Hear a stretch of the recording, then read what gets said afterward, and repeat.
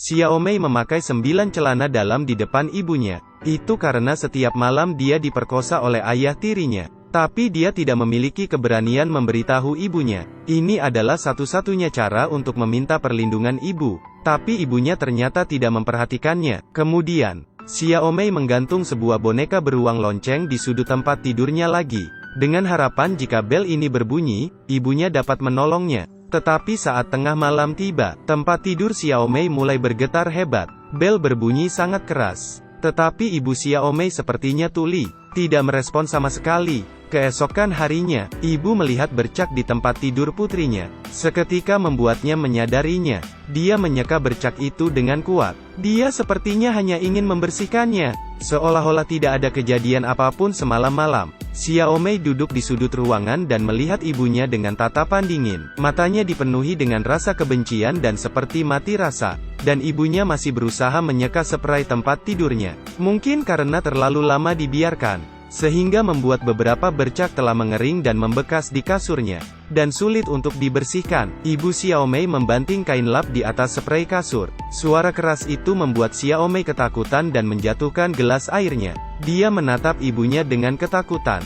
Dan saat itu juga, tatapan ibunya dipenuhi dengan rasa kecemburuan dan kemarahan. Seketika, ibunya menarik Xiaomei, memegang erat pergelangan tangannya. Kemudian dia mengambil kemoceng dan memukul Xiaomei. Xiaomei mengemis dan menangis. Tetapi itu hanya membuat ibunya memukul semakin keras. Akhirnya, Xiaomei dipukuli sampai meninggal. Lalu ketika polisi menerima laporan, tubuh Xiaomei sudah kaku.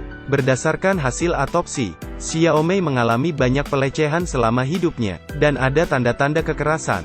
Polisi langsung menangkap ibu Xiaomei, tapi dia hanya diam dan tidak pernah mengatakan sepatah kata pun. Sehingga polisi tidak dapat menemukan bukti kesalahan wanita itu sama sekali.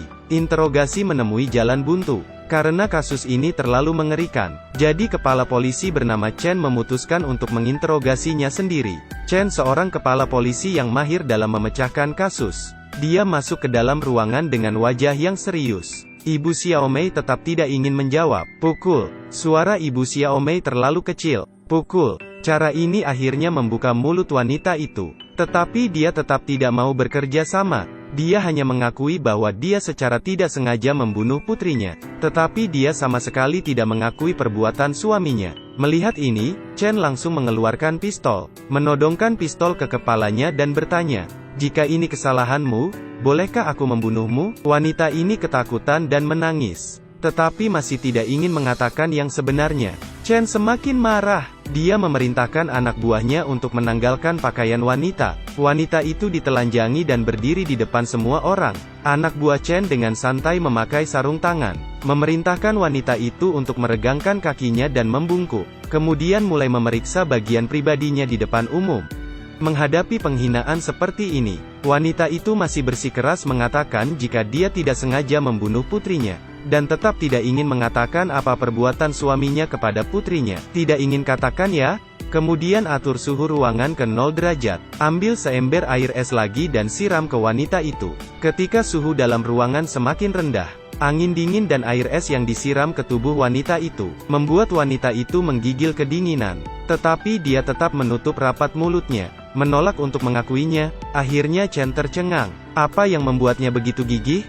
Di sisi lain, beberapa petugas polisi datang ke rumah wanita itu, dan kebetulan bertemu dengan suami wanita itu. Entah apa yang telah dia lakukan, dia tampak menyelinap. Saat itu juga, seorang kapten polisi mencium aroma bau terbakar, meminta anak buahnya menjaga pria itu, lalu bergegas masuk ke kamar, mencari aroma bau itu dan dia menemukan rekaman video yang sedang terbakar.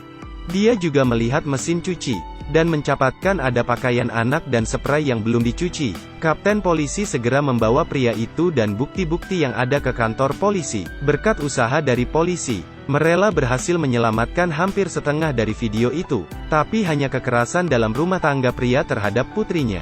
Tidak ada bukti kunci penyerangan terhadap Xiaomei. Satu-satunya penyebab kematian Xiaomei adalah ibunya sendiri. Tim investigasi datang ke ruang interogasi lagi. Kali ini penyidik merubah sikapnya. Bersikaplah sangat sopan kepada wanita. Tidak hanya membantu wanita itu mengeringkan tubuhnya, penyidik bahkan menuangkan segelas air untuknya. Penyidik duduk berhadapan dengan wanita itu. berusaha membujuk wanita itu. Berjanji padanya asalnya dia mengakui kejahatan suaminya, akan meringankan hukumannya. Tapi wanita itu tetap tidak mengakuinya.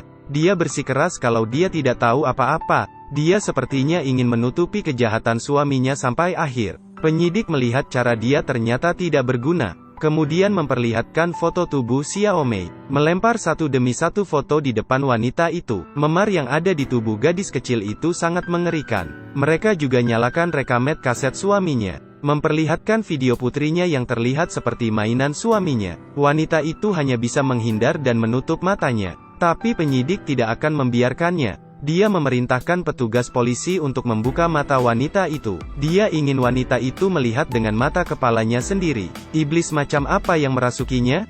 Melihat sendiri apa yang telah dia lakukan pada putrinya yang berusia 12 tahun itu. Sampai ketika dia melihat tempat tidur goyang di rekaman video itu, wanita itu akhirnya menangis. Air mata jatuh dari sudut matanya. Polisi tidak bisa membiarkan kejahatan ini. Kepala polisi Chen mengatakan asalkan wanita ini mengakui kejahatan suaminya, maka mereka akan menutup video ini. Tidak disangka wanita itu meneteskan air matanya, tetapi tidak ingin mengatakan yang sebenarnya. Chen marah dan menamparkan wanita itu dengan keras, membuat wanita itu terbaring di tanah dan kesakitan. Melihat itu, Chen tidak bisa melanjutkan interogasinya, dan memerintahkan polisi untuk mengirimnya kembali ke sel. Saya pikir kasusnya telah terhenti. Ternyata malam harinya sesuatu telah terjadi. Wanita itu menggosokkan pergelangan tangannya di tepi semen. Dia juga menggigit tangannya hingga terluka, karena dia takut dia akan mengatakan yang sebenarnya dan melibatkan suaminya. Jadi dia memutuskan mengambil jalan seperti ini. Namun, polisi yang berpatroli melihat kejadian itu, dan segera membawanya ke rumah sakit. Kepala polisi Chen akhirnya tiba. Wanita itu juga sudah membaik. Chen melihat wanita itu duduk di atas kasur dengan tidak berdaya. Dia kemudian meminta petugas lain meninggalkan ruangan. Kemudian duduk dan berbicara dengan wanita itu tentang pengalamannya. Ternyata, putrinya juga mengalami pelecehan dari suaminya, tetapi dia memilih jalan yang berbeda dengan wanita itu. Dia dengan tegas mengirimkan suaminya ke penjara. Tetapi meski begitu, putrinya juga mengalami trauma yang tidak terlupakan. Setelah mendengar cerita Chen, wanita itu akhirnya bersedia berbicara. Sebenarnya dia tahu kekejaman suaminya setiap malam. Dia juga menyadari jika putrinya meminta pertolongannya, tetapi dia tidak berani mengatakan apapun, karena ketika dia berusia 14, dia juga dilecehkan oleh ayahnya, dan di umur 15 tahun dia memiliki seorang putri. Dia bahkan diusir dari rumah oleh ibunya. Bertahun-tahun dia berusaha bertahan hidup, dan pada akhirnya dia dicampakan oleh banyak pria. Dan tentang kejahatan suaminya, asalkan dia berpura-pura seperti tidak ada yang terjadi, maka keluarga ini bisa bertahan selamanya. Tetapi dia salah. Setelah mendengar cerita wanita itu, hati kepala polisi Chen juga tersentuh. Wanita ini tampaknya sudah dewasa, tetapi dia sebenarnya seorang wanita yang belum dewasa. Tidak pernah ada yang memberitahunya. Belajarlah untuk melawan ketika sesuatu terjadi. Jadi ketika putrinya diganggu, dia hanya bisa bersembunyi. Sampai setelah dia mendengar cerita kepala polisi Chen, wanita itu akhirnya menunjukkan keberaniannya. Dia akhirnya mengakui kejahatan suaminya, dan suaminya dijatuhi hukuman mati. Sedangkan wanita itu menghabiskan hidupnya di penjara, menghabiskan sisa hidupnya untuk menebus kesalahannya. Meskipun yang hilang tidak bisa kembali, tetapi itu lebih baik daripada tidak melakukan apa-apa. Terakhir, saya berharap semua wanita yang pernah terluka, dapat berdiri dengan berani, mengambil langkah hukum untuk melindungi diri sendiri. Inilah yang ingin disampaikan dari cerita film ini kepada kita semua. Dan cerita pun berakhir sampai di sini. Saya Acong, sampai jumpa di cerita berikutnya.